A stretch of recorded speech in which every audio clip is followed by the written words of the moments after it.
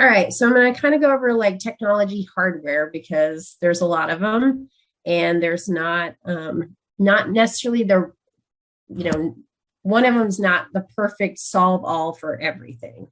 So Oculus is what I use the most. I also have a Vive at home. I have the Merge. I have a PlayStation VR. I'm in the space, so that's why I bought all these. But don't feel like you have to go out and buy them. Oculus is actually they actually just partnered with Unity, and they're giving educational grants out now to get headsets. Back when I started all this, they didn't have that, and so you had to purchase them, and they were really expensive. Vive is definitely more expensive than Oculus. Oculus is the cheapest one out there right now at $300 per headset. I will say there are some issues with each. So Oculus, for example, great standalone headset that you can move about the room. You don't have to be tethered to a computer, but if you are setting it for students or for education, there are some difficulties with the logins. And so So two questions. One, yeah. Kim asks, do you find that the healthcare in general is ready to experience, and now it just went away, is ready to experience, oh boy. Kim, you want to unmute and ask your questions? Oh, do you find that healthcare in general is ready to embrace fully immersive virtual reality from a budget perspective? Where do you think the roadblocks are for adoption? So it's already happening. So I would say, yes, they are ready. Roadblocks are costs, and getting, there's a huge roadblock with maybe upper management understanding what it's like. Half of these people have not been in a headset. They have no idea I'm sure, now I wasn't around when mannequins first came in to be. I'm sure there was some disconnect there because the people who were before mannequins were like, well, we just learned with, professors and paper and books. And so I'm sure there's always that hurdle to have to jump. And I think eventually, and I know people are like, oh, I don't want to invest in this because I invested in a mannequin. It costs $300,000 and I don't have the money, and I don't know where to get in. I suggest getting one headset and trying out. A lot of these companies, in fact, almost all of them will let you trial their product. Just get one headset, share it around. Some of these companies will even send you a headset with their stuff already on it. Like I just helped somebody tour a cadaver lab, and they shipped them the headsets. And definitely, if you need my help to connect with these people, I'm totally happy to help you with that. No charge. I don't want that. I want people to be able to find these companies and actually connect with them. But yeah, cost is a huge hurdle. But there's lots of grants out there and lots of pilots out there that people are looking for, or even funding. People are trying to get in this space. This is definitely a shift, and it's going to happen. But Benjamin comments, I made the experience that if you use VR right, especially for individual company-based solutions, it is indeed ready from a budget perspective. Thank you, Benjamin. Thanks. Renata says, Kim, I find the budget isn't the issue much as fearing the new technology. And I can tell you that, Tesh, you referred back to when mannequins came out.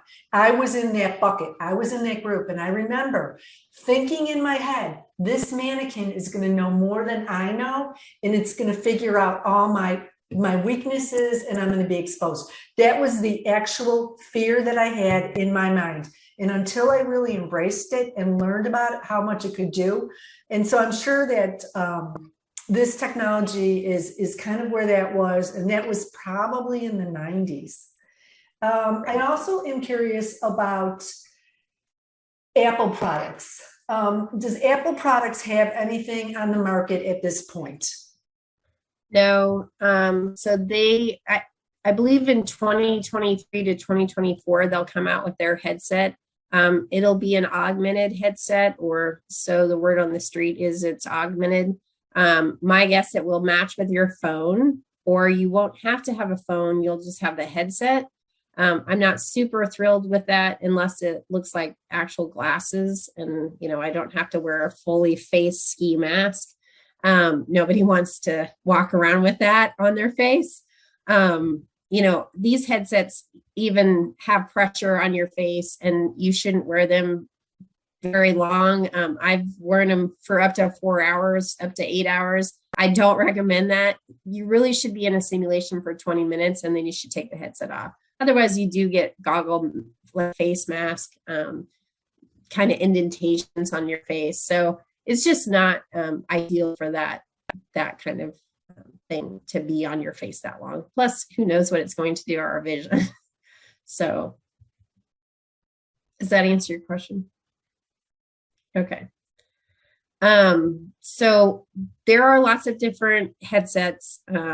You can check them all out. If you need connections to get one to just trial and show to your faculty and staff, just let me know and I can connect you with those companies. There's lots of other technology that's needed with using a VR headset. You have to kind of think about different things. And so you absolutely need Wi-Fi. If your Wi-Fi is not good in your simulation space or your healthcare facility, I recommend buying a hotspot per headset. So then it would just connect to that, or even 2 to 3 headsets per Wi-Fi hotspot, just because then it's seamless. You don't have to really worry about anything dropping off. Like a lot of hospitals I know have guest Wi-Fi's, and after 30 minutes it drops you off, and that's a pain, especially if you're going, No, I just wanted to say this is absolutely where Innovative Sim Solutions and BrainNet Consulting could help you guys eliminate these issues before you come into what the problems are. This is where a lot of simulation organizations lack the experience in that Faru specifically has, hands down. And then, like I said, the Oculus logins, if you do go with Oculus, that is a kind of a nightmare. I have figured out how to get through that and kind of weave through that. Hopefully Oculus told us that in the third quarter of this year that they would be changing that, which their partnership with Unity, I think, will help with that, and kind of speed that along for education, because it's been kind of a nightmare for us as tech people to figure out how to implement that and how to create fake Facebook accounts and fake Gmail accounts. And so it has been kind of troublesome. So just know that that is out there, and that there are a lot of how-to guides now for that. This is a VR hub at the Georgian College Library in Canada. And a friend of mine actually is a professor there, and he does their tech. He actually created this. So it has like electrical in it. It has a headset. It has enough space that's 8x8, so that they can go into their library and students can use the VR headsets. And it's not just in medical. They use it for like electrical and mechanical and some other classes as well. Make sure you have a lot of outlets. Always plug the headset in if you're not using it, even if it's in between students. The headsets sometimes die, and we usually did like a day and a half to 2 days of students, but you need to plug them in order to do that. So CleanBox, I highly recommend a CleanBox. Uses UV to clean the headsets in between users. This was a game changer and a lifesaver when we were in COVID and we needed to use the headsets. VR Cover and Wipes. VR Cover is a company that does different covers for the headsets. They actually have silicone ones that are like $8, and you can wipe them off with Clorox wipes. So that's super nice to have. I've been at places where they bought one for each student, and that student took it home and they had to bring it. They had a few extras if they forgot theirs, but That was a smart solution for students. And then laptops for hardware. So like I was talking about the Vive, most of the Vive most of the Vive headsets are hardwired to a computer, and you need a supercomputer to run them.